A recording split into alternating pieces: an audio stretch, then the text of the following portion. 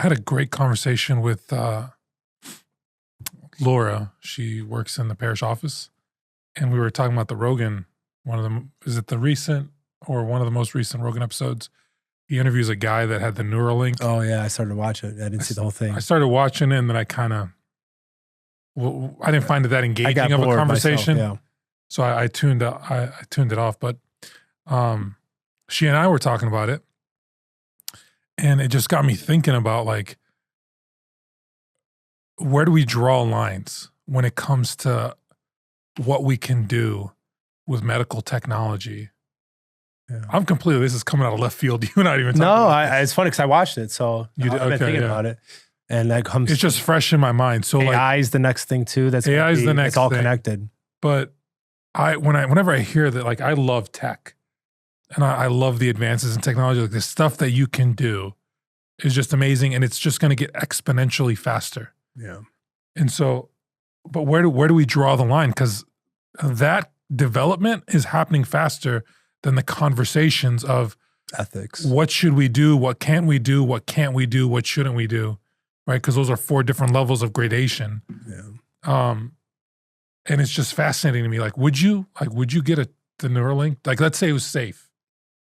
They've tested on other people. I know. Would you do Katie it? and I have talked about this, but we got to also remember where technology first came into place. Techne from the Old Testament. That knowledge came from the fallen angels. Okay, before you start breaking down words, Bobby, would you do it? But it would all depend. Like this guy who got it he's quadriplegic. Yeah. He's using it to move, like he can move like his stuff, like, but something in his spinal cord is stopping it actually from his limbs from working, but he still gets those sensations. He can still use his brain to send the message, but the spinal cord isn't sending it to his extremities. Yeah. So he's using it to move cursors and stuff like that. It's supposed to help people who are blind to see stuff like that. It's like, yes, but if we don't put in those guardrails, then it'll be turned into... Still didn't answer my question. So it would depend. Like if I'm just me, just to be an enhanced human, we're basically already Neuralinked. We don't have to put in our brain, it's in our hands. So we really don't need to be in our brain. I don't need it that fast to do that. So I wouldn't put anything in my brain. But if I was... It's tempting. But if I was paralyzed... That's how they get you. If I was paralyzed and it can help me to try to walk Let's again... say, no, but the way you are... If I didn't have kids, I don't know. It would turn me into like Limitless, like the movie, and I would be able to do all kinds of crazy things. Yeah, could you imagine like having instant recall to all information that we have access to? Yes, but that's a Luciferian pride. We have to watch out because it's trying to take... There's a line there. It's just it's one thing I think for medical advances to save life. That's like saying, you know, those take you off of life support at the end of life and all those kinds of these moral and ethical questions about how much, how far, what should we do. Is it Luciferian pride though? I mean, because I'm going to play devil's advocate. Yeah. So I'll start the conversation by saying like I would not get it. Yes. And I can go into why I wouldn't get it. But to play devil's advocate, is it about pride or is it like we can advance our capacities as individuals, and why not do that? Well, where is the downside to doing that? But where advancement isn't always material. Like, why do you use a smartphone?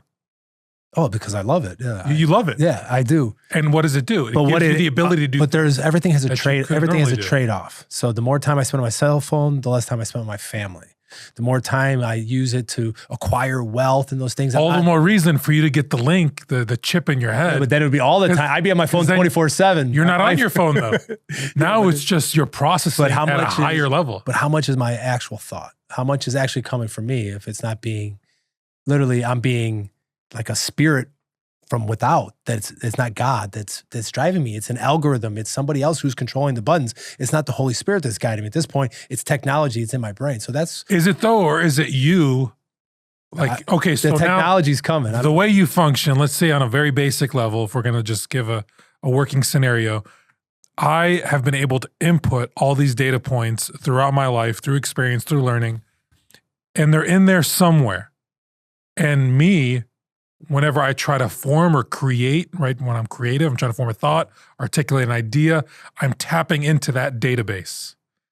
What this Neuralink chip can do is it increases that database in terms of data points, and it gives you more direct access to it. So you don't have that feeling of like, oh, wait, I knew that thing, what was that? What was the name of that movie? What was the name of that actor? What was the name of that? So it just, that bandwidth boost, it's not, let's say in that scenario, it's not distracting you. It's not like this where my kid's talking to me and my face is buried in my phone. That is not a good thing. I think we all agree on that. But imagine trying to like boost that highway in your brain. I try to do that on a regular basis. So if it would be easier, I mean, I'm reading like 6 books right now, but I wish I could remember all of them. Those people who have those photographic memories. There's so much like biohacking happening. Yes. Like, you get sun first thing in the morning, avoid these kinds of foods. Creatine is a nootropic. Yep. All these nootropics on the market that are trying to stimulate brain function. Yep. Why not? Like, why is the chip any different?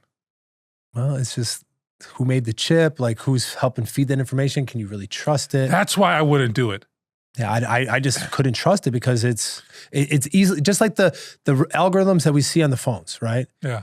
Like Google, we think that that's the whole wide web. It's like everything. But like, no, it's curated. It's like there's certain people who get pushed up to the top first That's page. what we're seeing with how many people move off the first page? Yeah. Not many people. So who makes it to the first page? How many people scroll like midway through the first page? It's like the first 3 to 6 results are sponsored. It says sponsored. Well, now they are. When Google was first a thing, it was just curated search results. Now you got to get through a layer of like, this is sponsored stuff. This is stuff you might want to buy. These are locations nearby. And then it's like, these are the organic. So who's going to feed those things? Who's going to say that that's necessarily in my memory? But I think that's more of an existential That's what question. scares me. Yeah. Because software works 2 ways. If I can have access to information, then somebody can have access to me. That's it. And that's the criticism part of AI. Like when Google rolled out their AI. Yes. And you would type in a prompt for like, give me an image of George Washington. Everybody was black. Like who's feeding the AI and populating these language models, which is then going to be downloaded into the chip that's in my brain? Yeah. That's the scary part. I don't necessarily distrust the hardware. I distrust the person on the other end of the software who's populating it. Yeah, and I think that all these advantages and advancements, if we're not advancing our character, then it's useless. It's like if you can just have more knowledge, but we're not having wisdom. It can let you recall those things, but if we don't have it formed to how we know what to do with that information, those are 2 different things. That'll help you make, to know a bunch of points, but it's not going to help you make an informed decision on how to act on that information. Those are 2 different questions. That's what I'm saying. Because, but if you're not formed in prudence and wisdom in the Bible and by the Holy Spirit, you can have all the information that you want as fast at your fingertips. But if you're going to do wrong with it, it's not going to help. So at the end of the day, I'd rather have that formed more, because then you don't need as much information. A lot of times what we need isn't more information. But it would make you better at your job. Not necessarily. Would make you better at. Not necessarily. Oh, it would. Sometimes there's too many options. Imagine you're sitting in a meeting. Yeah, but there's also too many options. Let's say you're a doctor. Yeah. And you're trying to diagnose a patient. And what do a lot of doctors? I mean, I've got family in the medical profession. Yeah. They'll have the conversation with the patient. And excuse me, I'll be right back. They're going back to their computers and they're looking stuff up, right? They're using the resources at their disposal. Imagine if you didn't have to do that step where you're sitting there with the patient, you're processing, and you already have the ability to tap into those stores of information instantaneously. That's what we're talking about. Yeah. Now, what you do with it, the moral question and how we kind of form ourselves as ethical persons, as moral persons, that's like a secondary conversation. Yeah, I don't see anyone working on anything to improve those things other than the Bible, working at virtue. Well, that's where the church is so important. And that's what we're trying to do, is just to help people normalize Catholicism and like this idea of you form your character. Yeah. And then that foundation is what you build on.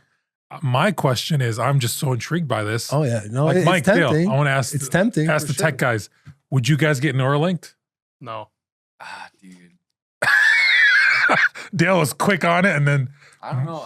It's tempting, but maybe I'm just like too into sci-fi. But anytime someone talks about AI, all I can think of is that scene in Terminator 2 where he cuts his arm off and is like, "Listen to me very carefully." Like that's all I can think of. It's just like, but the Neuralink stuff, like that just sounds. It's just starting, so we'll see what it does in 5 years. Yeah, because it's a little too early, but like.